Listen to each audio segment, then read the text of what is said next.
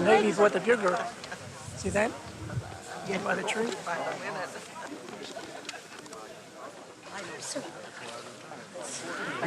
Lieutenant General Carl Mutter, Colonel Jim Mutter, honored guests, service organizations, the American Legion Post 115 of Beverly, and the Bevel Edge Memorial Post 6489 of the VFW.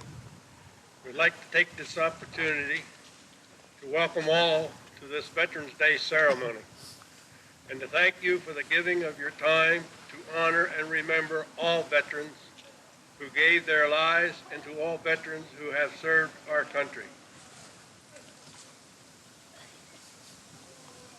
The presentation of colors will be by the active duty Marine Corps League.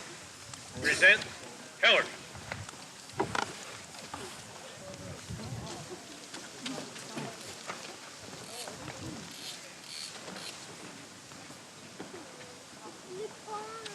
Two.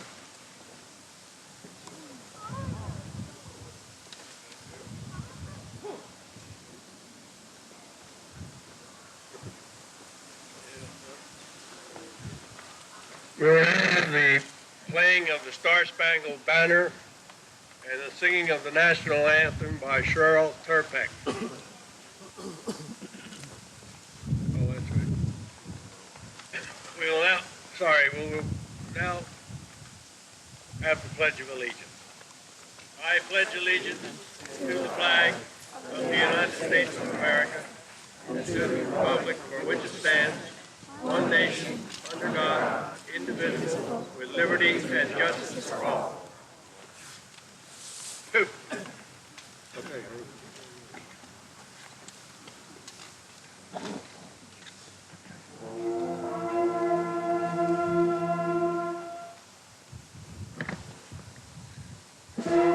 Say, can you see that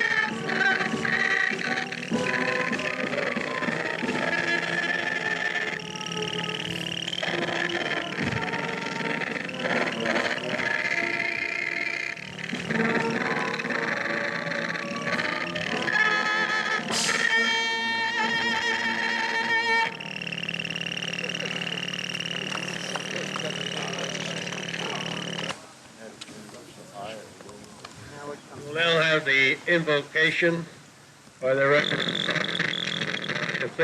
Episcopal Church.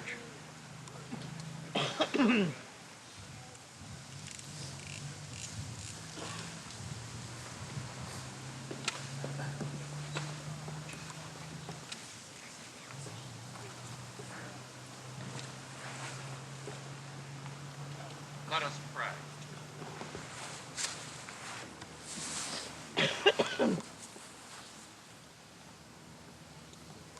We'll now have a band selection by the Ridgeway School Band. Presented at the Ensign by the 82nd Airborne, Burlington County Detachment number 695 of the Marine Corps League, the American Legion Post of Beverly, VFW Post 6489, and the Junior Order of United American Mechanics and the Daughters of America, and the Fire Department of Beverly City. We will now have the presentation of the Distinguished Service Medal to the Director of the National Cemetery, D. Blake, by George Kenny, Commander of Post 115, American Legion.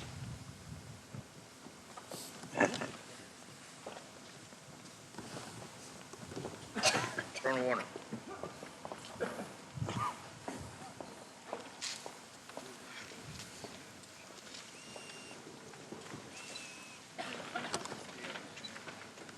I don't even know it's what. Yeah, it is. Dee Blake is the director of the National Cemetery, for those that don't know who she is. On behalf of Major General Paul Glazier, by order of the General, the Distinguished Service Medal has been awarded to the veterans who lay in state here at the National Cemetery. This award was also taken to Washington, D.C. and Homedale, New Jersey at our Vietnam Memorial. This is a representation from our state to all the veterans who have given their all, and it reads, in honor and remembrance of those veterans of New Jersey who with dignity, loyalty, determination, and courage made the ultimate sacrifice to their country's call and whose name forever inscribed upon the Beverly National Cemetery. Dee, on behalf of the General and all the organizations that are standing here with me, and Colonel Mike Warner, who is a Deputy Director of the Department of Military and Veterans Affairs, please accept this and hang it with all the honor and dignity that is so rightly deserved. Thank you. Thank you very, very much. We are pleased and honored to receive this award for public display in the cemetery office to honor all veterans and the veterans that lie here in rest. Thank you.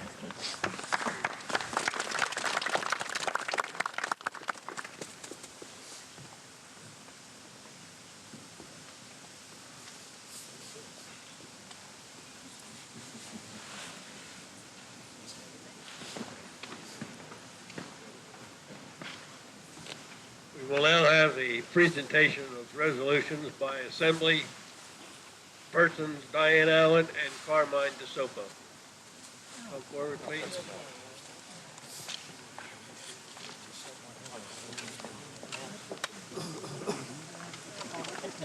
Of course.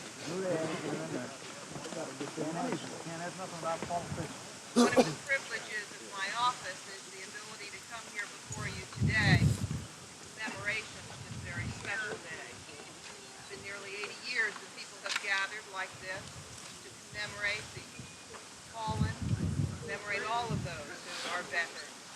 What better place to do it and be reminded of the real meaning of Veterans Day.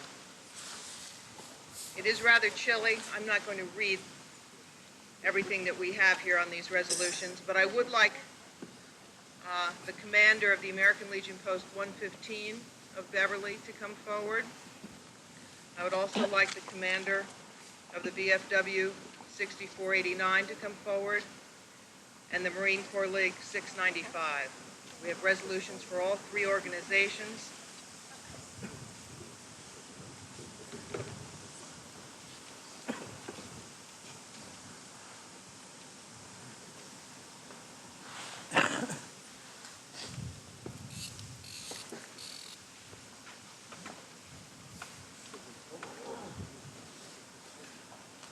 Get in the circle here, get in the middle part. Yeah, keep everybody following. These resolutions are from the State Assembly, and they basically say thank you to these three men and to their organizations for keeping alive a very special day, the 11th hour of the 11th day of the 11th month. Something we all must keep in our hearts, not just today, but every day. Thank you.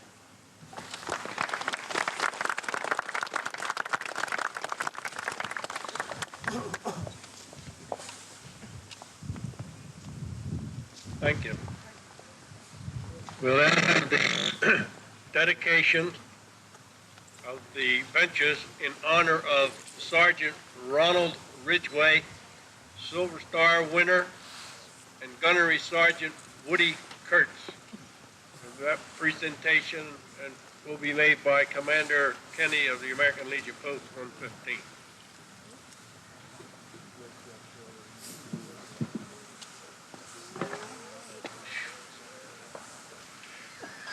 With a ritual,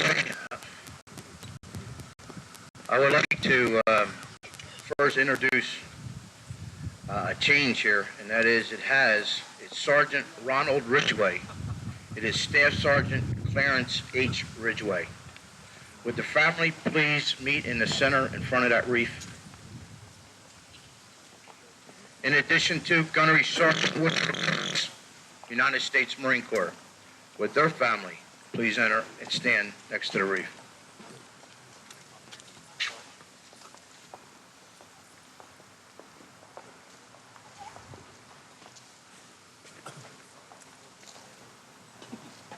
Would both families please come forward to the wreaths and place the wreaths on the bench? The first being Sergeant Clarence H. Ridgway, Silver Star winner, the Second World War.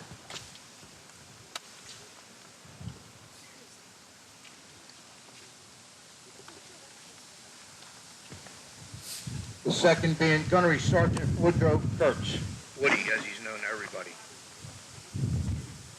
These benches are dedicated on behalf of each family, by the families, and they will stand in this cemetery as long as the cemetery is here. You may now go back to your seats. Thank you.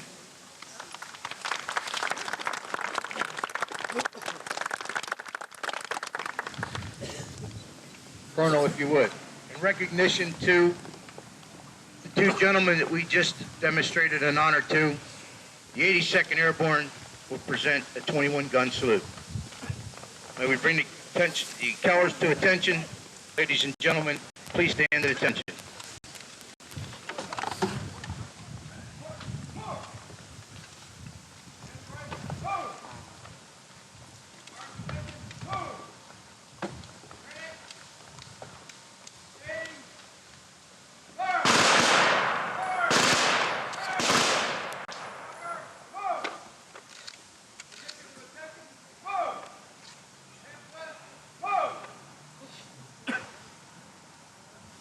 Thank you. Now I'd like to introduce the Commander John Loftus from Post 6489 VFW. Good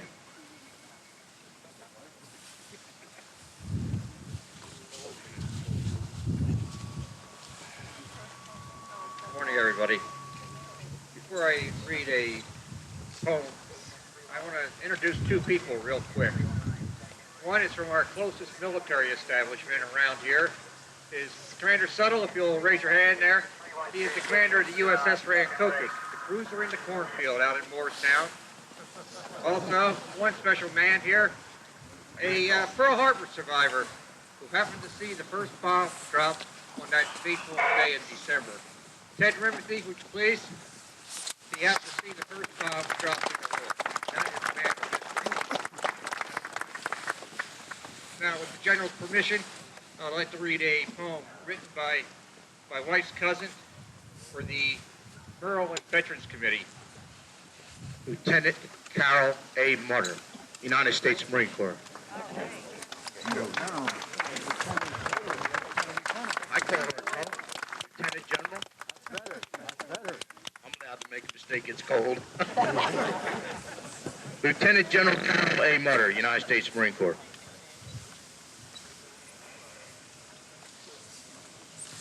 Please take your seats, those of you who have chairs. Thank you very much for coming out here today. It is a little cold, but no matter how cold and uncomfortable we are here today, it is nothing compared to the sacrifices made by those veterans that we're here to honor today.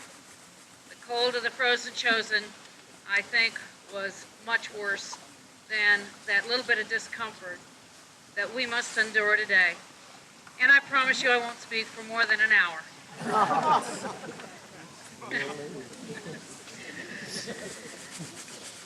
The armistice was signed on the 11th of November, 1918, bringing an end to the most costly and bloody struggles of this century. Armistice Day was established as a day of tribute to those who fought in the war to end all wars. World peace, however, as we all know, did not last.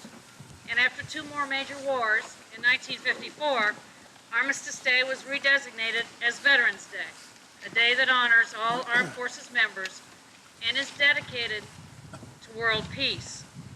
It's a day to gather and thank fellow veterans and their families for a nation made free, strong, and peaceful through the sacrifices of many of its sons and daughters. It's a day to honor hundreds of thousands of Americans, mostly youths, who have been lost in our nation's struggles.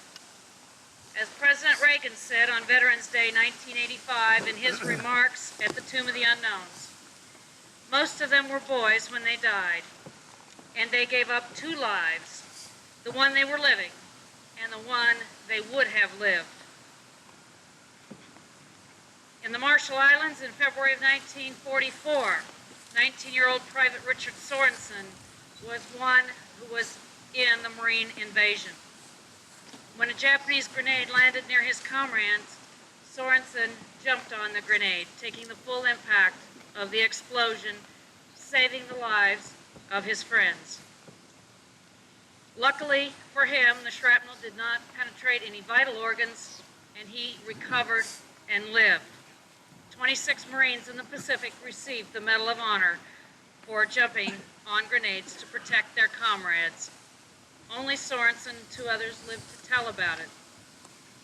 One day, Richard Sorensen received a letter from a college student he did not know. Enclosed was an essay that she had written about the most important thing in my life. The last line read, "Richard Sorensen is a man I held in awe even before I learned his name, because one of the men he saved is my dad." There are 4 Medal of Honor recipients here in Beverly National Cemetery, all of whom have performed selfless acts. And one has to wonder what drives men and women to perform these selfless acts and be so selfless in what they do. America was created by and over the decades has been preserved by men and women like Richard Sorensen, who understood that something as precious as freedom and liberty must be protected, even at the risk of your own life. How fortunate we are to have men and women who have the honor, courage, and commitment to sacrifice comfort, to sacrifice possible fortunes and time with their family and friends, to wear the uniform and stand ready to do whatever is needed. Today, just in the Marine Corps, we have over 40,000 Marines forward deployed throughout the world, ready to do whatever must be done. The Private Sorensens of today are out there, and they are equal to the task. They can meet the ultimate test if necessary, but of course we hope and pray that it will not be necessary. No one likes to fight, but someone has to know how, and many times just being there, knowing that we are there and willing to fight if necessary for the freedoms that we hold dear will stop those who would snatch freedom from others. The American poet Archibald MacLeish, who lost a brother on the battlefield in World War I, believed that the deaths of war can best be remembered through peace and hope. Through the dark days of World War II, upon hearing of the death of a friend's son, he penned a lyrical entreaty, and I'd like to read just a part of that in closing today.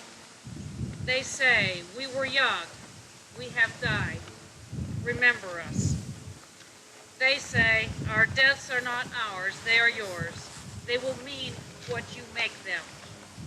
They say, "Whether our lives and our deaths were for peace and new hope, or for nothing, we cannot say. It is you who must say us." They say, "We leave you our deaths, give them their meaning, remember us." I'm very proud to be here today and to see all of you here today helping to remember them, to honor them, and to give our thanks to them and their families for their many sacrifices.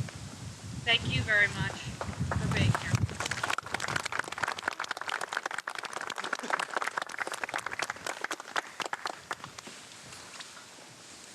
With the General's permission, we would like to present first an air medal. You have to bear with us if you would, because we just got these this morning, and I really don't know who's involved.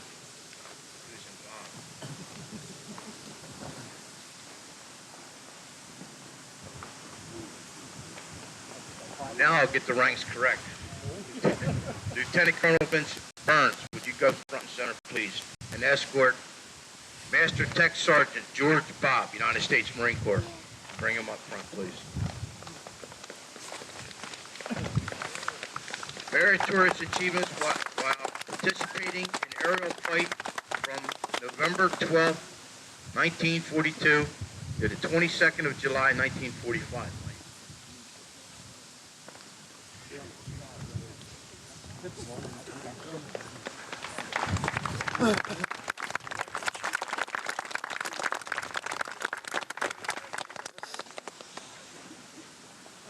Also, stay right where you are. Master Tech Sergeant George Bob, United States Marine Corps. This is a Distinguished Flying Cross.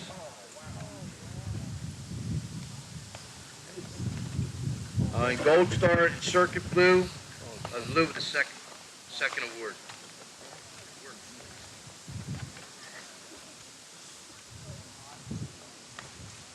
No, don't go no place.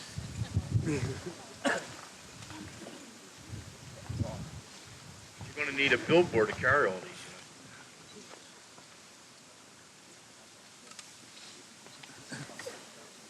Gold Star Blue, the third.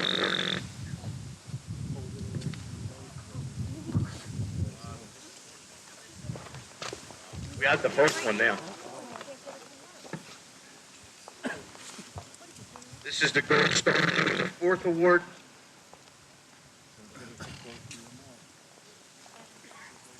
And the Gold Star in lieu of the fifth award.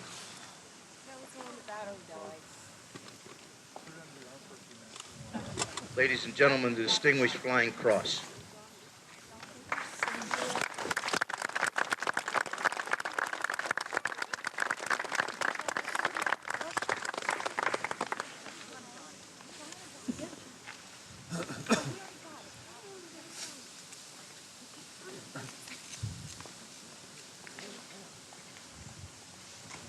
Now, Colonel, if you would escort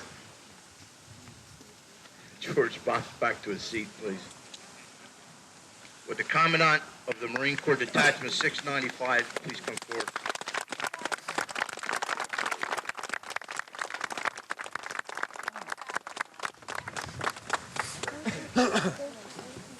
Present arms.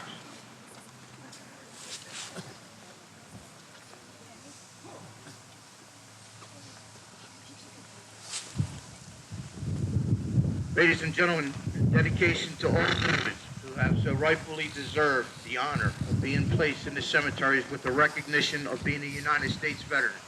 We have the distinct honor and privilege today to present this wreath to the National Cemetery, if you would.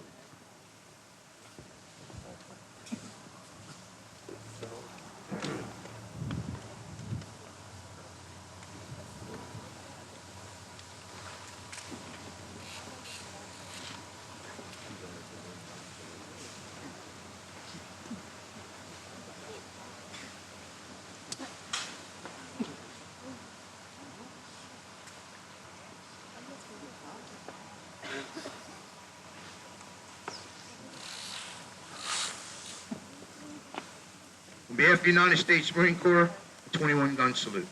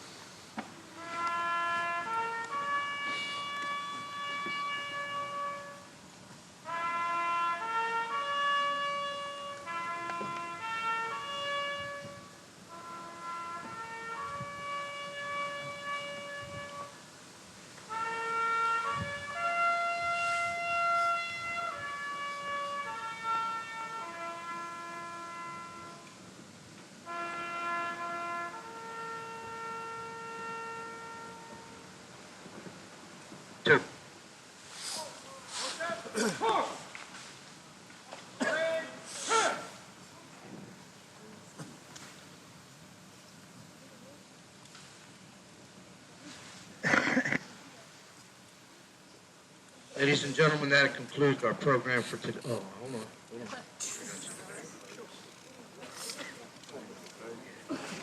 Ladies and gentlemen, that concludes our program today. We thank you all for coming. With all the dignitaries, the veterans organizations, please meet us back at the post. Thank you.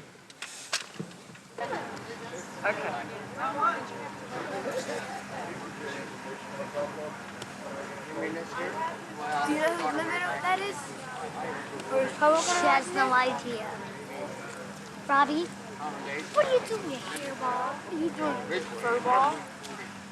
Fluffernutter.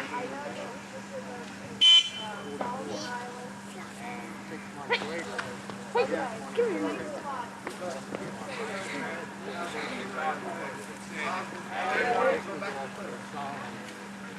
Then, when I came back to Cherry Spoon, that trip to Midway was my second trip. You believe it?